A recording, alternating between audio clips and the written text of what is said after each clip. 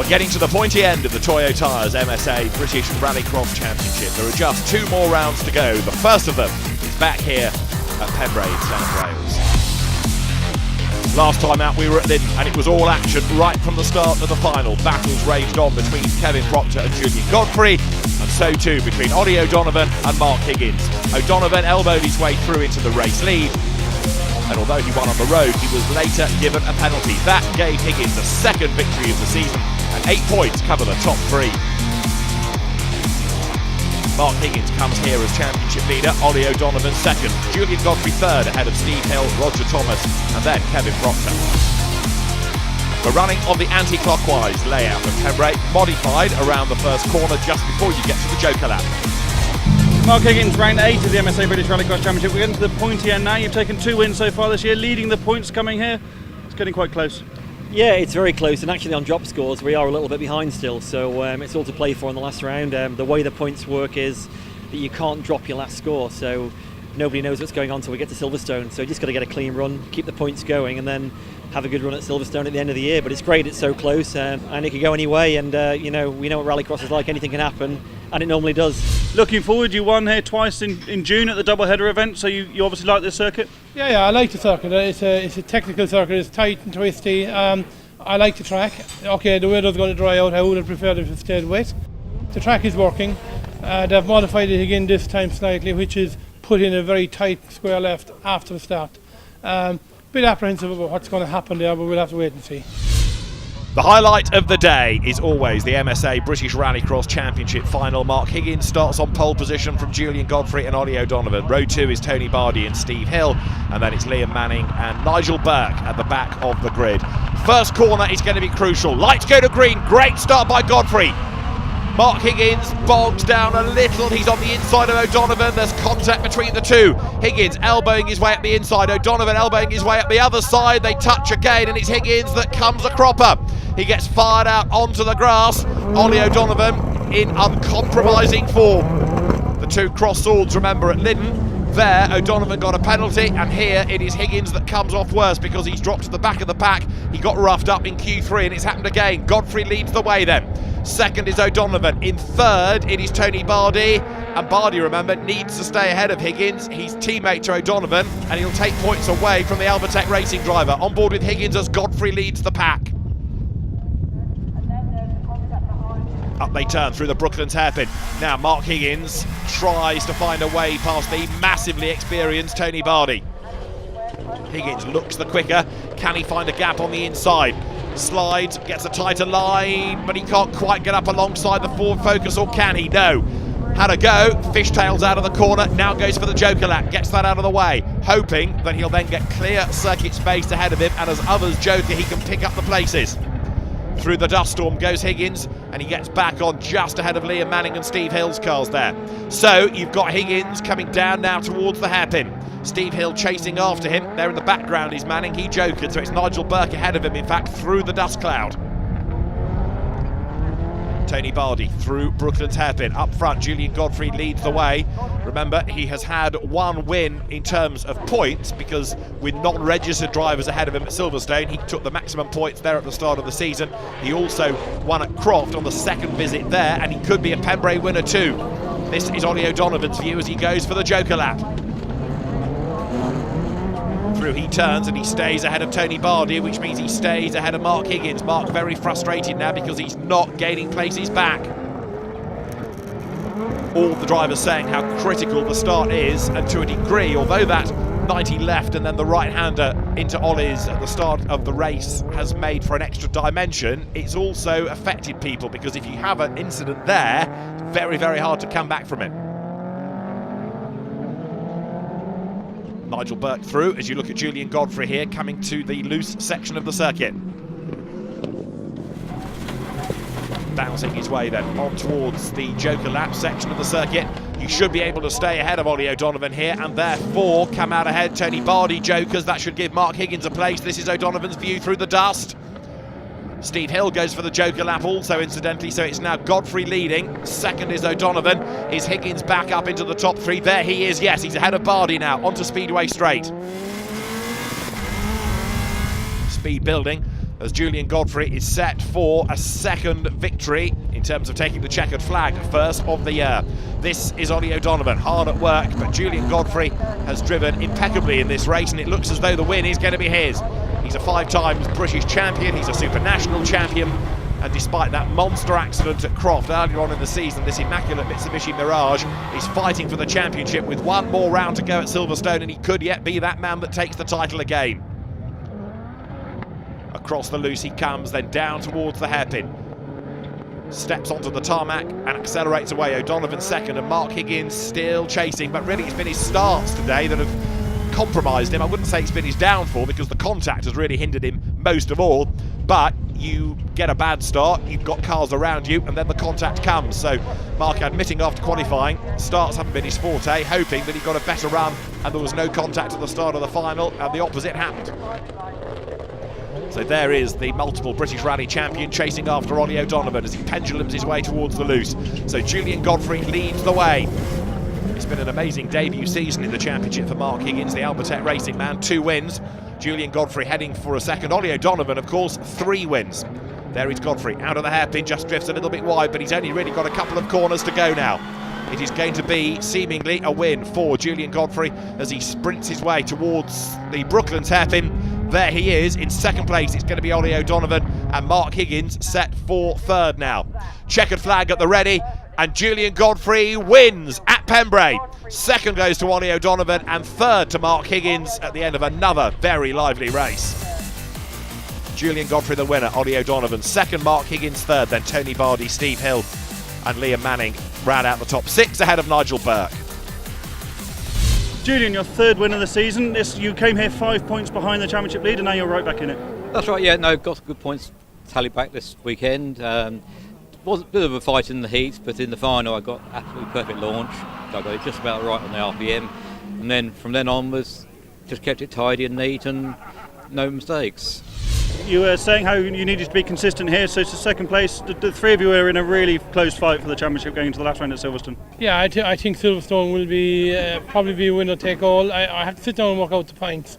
I think second place might let me win the championship. I'm not sure. I just need to work out where we are on it. But it's definitely tight.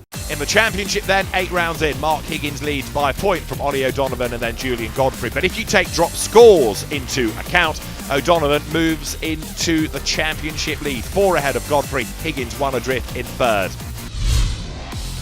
Here at Pembrey for the Toyo Tyres MSA British Rallycross Championship, there's a whole host of action, especially coming from the juniors.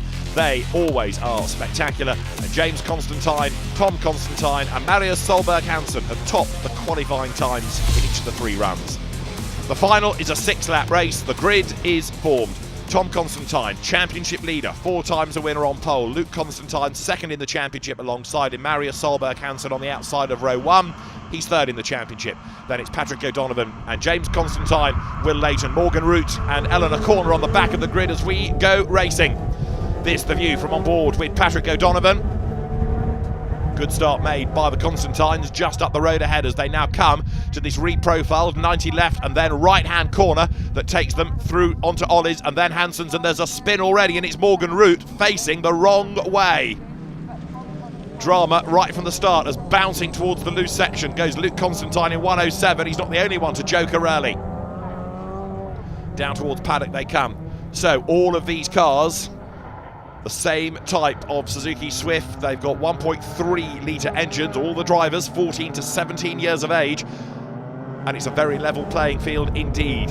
Underpowered cars, it means the driver has to maintain the momentum, keep the speed up all the time, don't bog down, and it's been a really good way of finding young rallycross talent.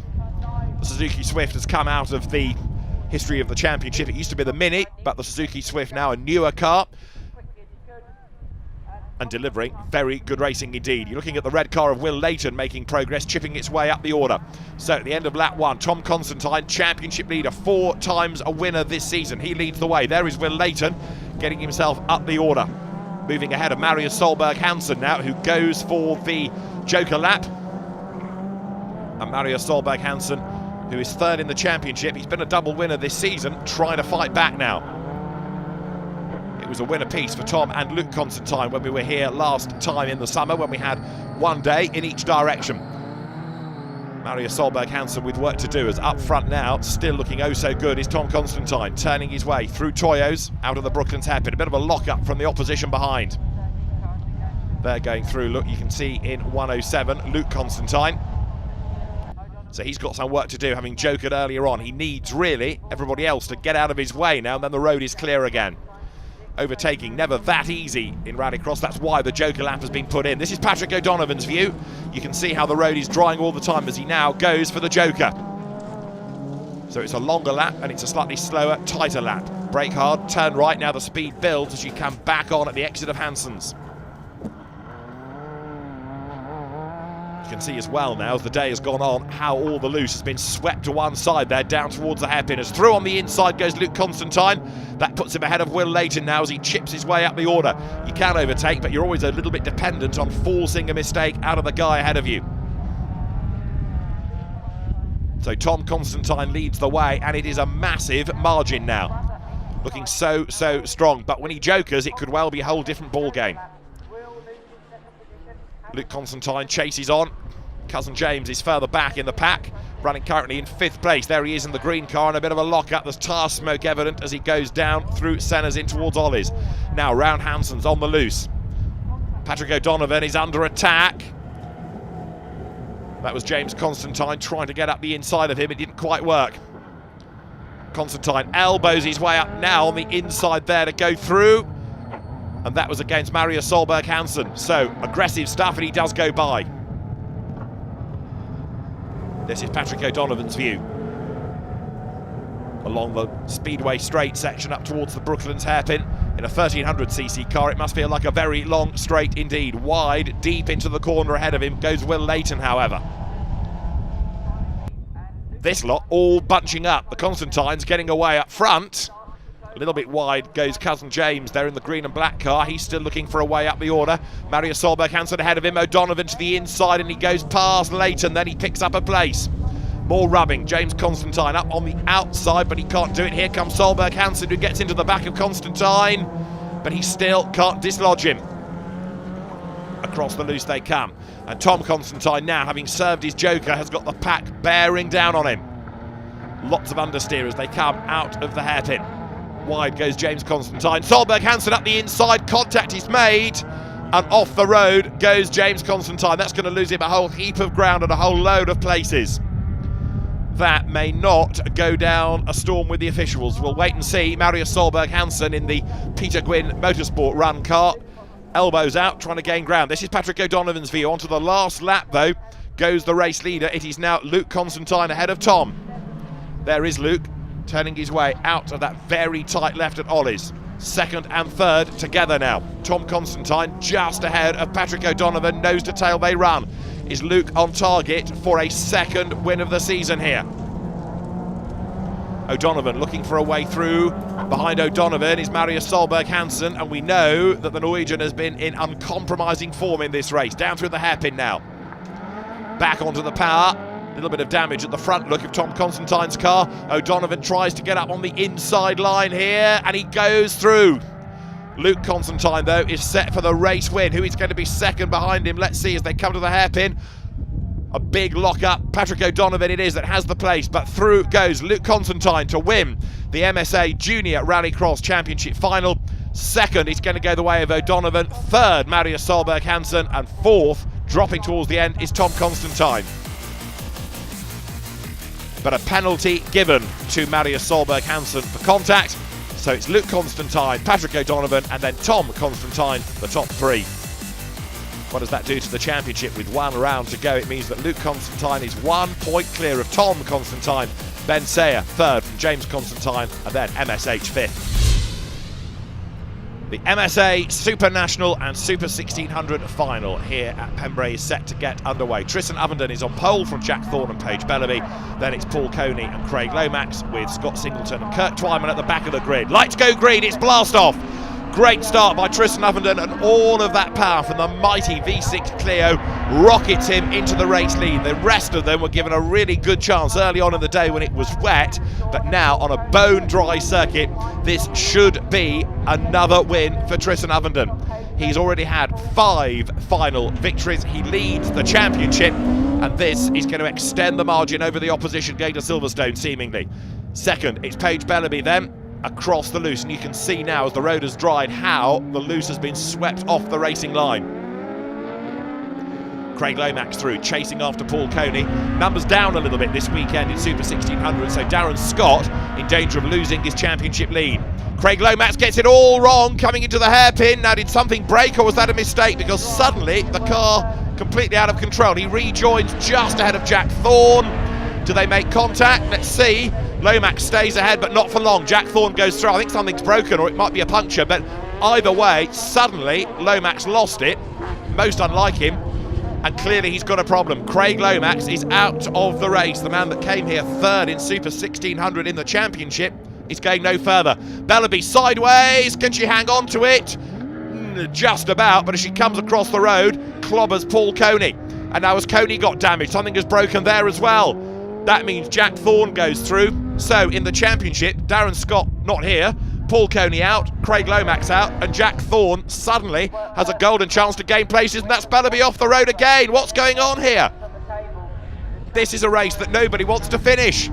Tristan Ovenden is away and gone. Paige Bellaby tries to work out where the circuit is and set off again out of the Brooklands hairpin. Extraordinary race this. Jack Thorne's Citroen is gifted another place.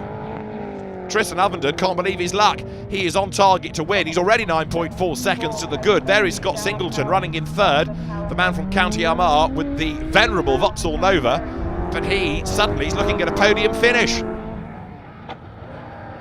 There is Jack Thorne. So now in Super 1600, he's got a really good chance of gaining points here. So across the loose comes the little Citroen, as up front is the big Clio. That is Tristan Ovenden at the wheel. The reigning champion then accelerates on towards win number 6, seemingly, as there is Paige Bellaby. It was at this section coming through paddock that she got it wrong earlier in the race. This time survives and comes down towards the hairpin, turn through the left. And that's Scott Singleton. He's not going to get to the podium, he's not going to get to the finish. It has all gone smokily wrong for him. Scott Singleton is out of the race. So we've now got 4 survivors, and Tristan Ovenden is set to be the race winner. Paige Bellaby goes through. She, remember, is behind Jack Thorne. There is Kirk Twyman. But what a bizarre race this has been. Tristan Ovenden leads the way, and he's nearly a lap up on Bellaby and Twyman here. Paige Bellaby with a problem, of course, after that earlier slide and the contact, and the car limping to the end and for points.